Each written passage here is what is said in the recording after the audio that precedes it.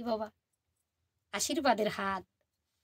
আর চার হাতে দাঁড়িয়ে আছে মা কালী রূপে শ্রীকৃষ্ণর জীবটা কল কল করে বেরিয়ে এলো।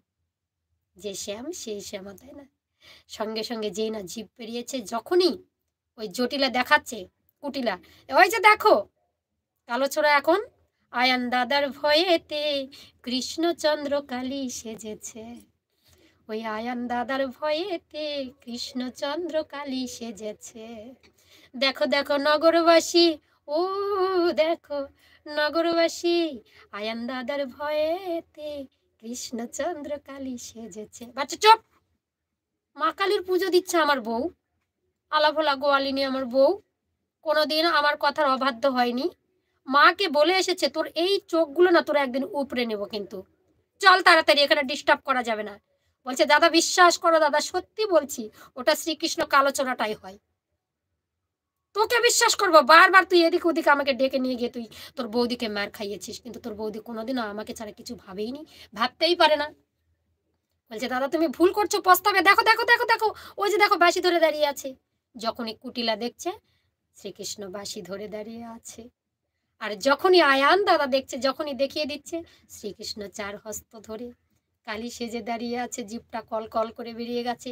বাঁশটা আর বাবা কোনো দিকে লক্ষ্য না করে আর কুটিলার ঘাড়ে ধপা ধপ দিয়ে দিল, চার হাতে চারটা বাড়ি, দুই হাতে ভটা ভট। যখন বাড়িটা খেলো কুটিলা মা বাপ করে ডাকতে ডাকতে চিৎকার করে ছুটে চলেছে রাধারানীর থেকে গেল শ্যামের কাছে, আর আয়ান চলেছে পিছে পিছে, তোকে আজকে মারেই ফেলবো।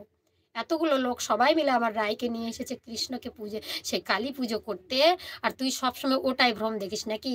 তোর বৌদি এত ভালো আলাভোলা গোয়ালিনী, তাকে তুই সবসময় কলঙ্কের কালি কালি দিস। তোকে দেখাচ্ছি মজা, চল।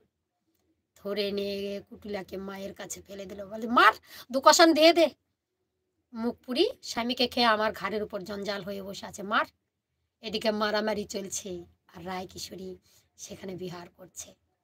যখন বিহার হয়ে গেল, বুড়িমার সঙ্গে সঙ্গে এলো সকাল, প্রভাত হয়ে গেছে। কই গো জটিলে, এই যে তোমার বধূকে নিয়ে এসেছি।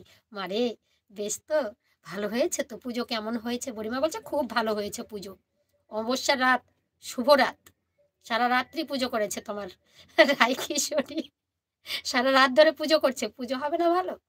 সঙ্গে সঙ্গে বলছে তোমার বউকে নিয়ে গেছিলাম দায়িত্ব করে, এই যে তোমার বৌমাকে দিয়ে গেলাম।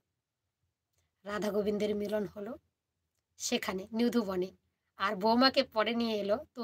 মিলনের তো কিছু ব্যাপার আছে। যখনই রাধা গোবিন্দ আবার মিলিত হলো, সবাই বলছে ওরে আই খিচুড়ি, অনেক কিছু হয়ে গেছে, এবার তোমরা দুজনা পাশাপাশি দাঁড়াও, আমরা একটু নয়নটা দিয়ে আমাদের নয়নকে ধন্য করি। রায় দাঁড়ালো সেই শ্যামের বাম পাশে, আর সেখানেই মিলন হয়ে গেল।